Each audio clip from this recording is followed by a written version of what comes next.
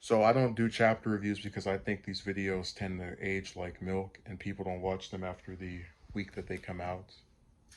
Um, but I decided to do this because I wanted to highlight something in the moment, and also because this is very personal for me because I've spoken repeatedly about Robin in the few One Piece videos I've done.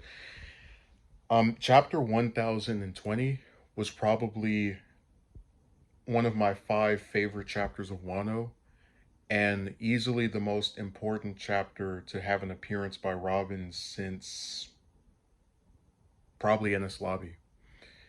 Um, I really want to spend very little time talking about the actual fight because that's not what I'm really most interested in here. I'm more into the character work and characterizations. The fight is cool. We have this very large woman in Black Maria that is going back and forth with Robin. Um, and there were some people that were worried that Brooke was going to end up fighting alongside her against Black Maria. I wasn't worried because I know that Oda doesn't like to have men fight women unless it's Big Mom. So, that wasn't something I was thinking too much about as far as a serious concern of mine. But I will say that I see this chapter as very important to Robin because there's a lot of character work crammed into these 20 something pages, and it's part of what is so frustrating a lot of times with the story after the time skip, where it feels like events sometimes take precedent over characters when you know that one chapter can do a lot for a character, or two or three. um when you see Black Maria's subordinates turn into different people from Robin's past, which includes her mother, it reminded me of a flashback from Ennis Lobby because we never get to really see Robin dwell on her past that much. We saw, for example, Nami think of Bellamere at one point after the time skip, but we don't really get to see, and we've seen Ace multiple times, since his passing.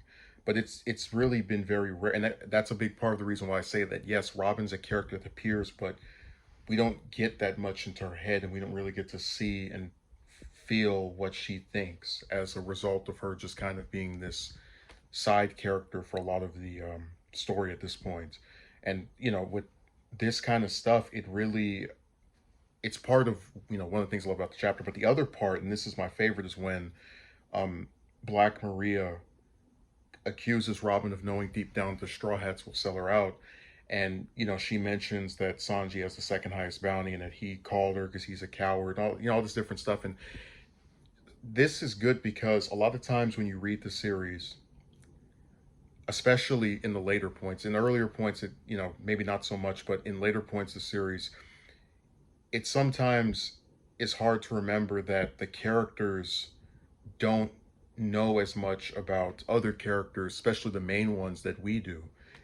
As a person who's seen the whole series, as I'm just thinking about her saying Black Maria saying that Robin knows the Strouds will sell her out, I'm remembering, visualizing in my mind the very iconic imagery of Ennis Lobby, where you had the Straw Hats all lined up declaring war on the world government after Robin said she wanted to live. Just remembering something like that, and just the complete sacrifice potentially of their own lives they went through to save Robin, not just with declaring war on the world government, but also fighting the different Ennis Lobby members.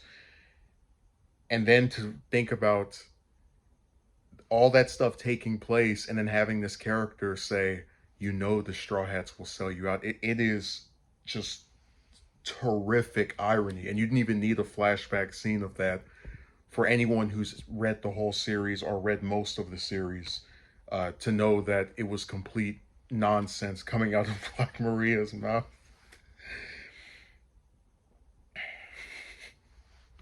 And of course, I did like the introduction of the new move for Robin, where she makes the large body with several arms, because that was something I remember with Mr. Morge we talked about. Robin has a difficult time having opponents she can have back and forth fights with, but I think giants are always a good opponent for her because when you have a smaller person who can make larger versions of parts of their body competing with someone that already is that size, um, it can have some very interesting imagery, to say the least. That's kind of why I don't really like the female versus female thing, the rule that we have, because I would like to see Robin fight San Juan Wolf because of how large he is and just, where she could put her arms around his neck or something, like, just stuff like that. It would be interesting to see. But, with Maria, I didn't think we got much characterization for her. She's kind of just evil woman. Uh, a lot of people say that Ulti's forgettable, but Ulti is like three-dimensional compared to most of the other members of the Toby Robo at this point, including X Drake. Um, but I was fine with that because, again, this chapter really was, I feel, a love letter to people that like Robin, and it's been her and Hancock who, despite their massive popularity, right, over the course of the last 10 years for both of them, and for Robin even longer than that. And Robin actually had a resurgence where she was in 6th place in the last poll.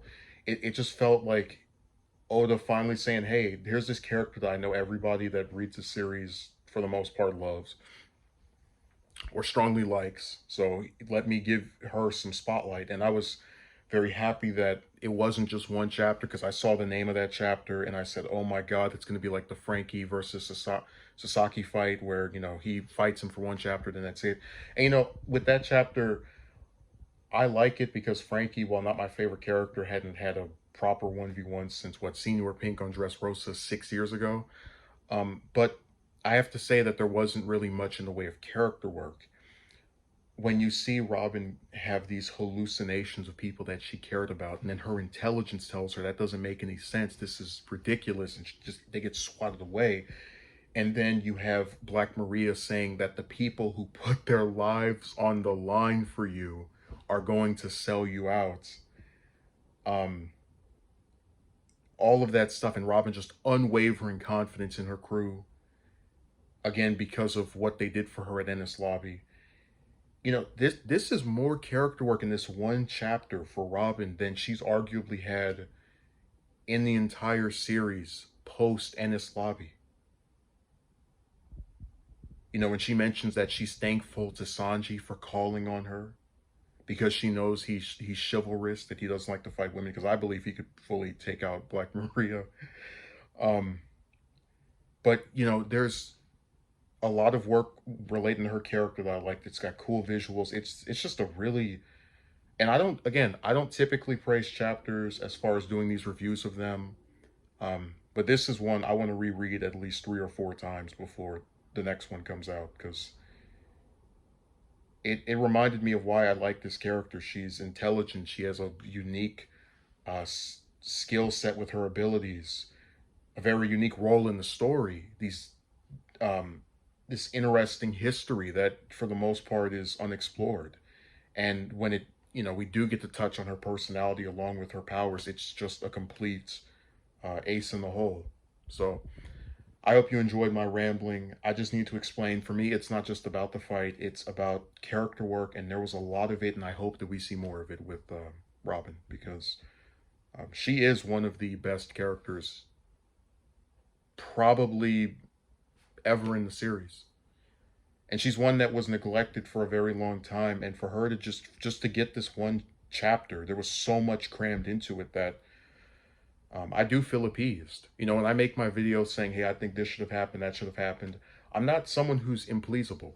There's a reason why I decided to even cover One Piece in the first place, because I very much enjoy the series, and it does a lot of times do things I like and think are done well, and this was one of them. So I just made this because I was remembering my video on her being wasted in the New World. I didn't know this chapter was coming. I hope to see more like it, and thanks for watching. Have a good day.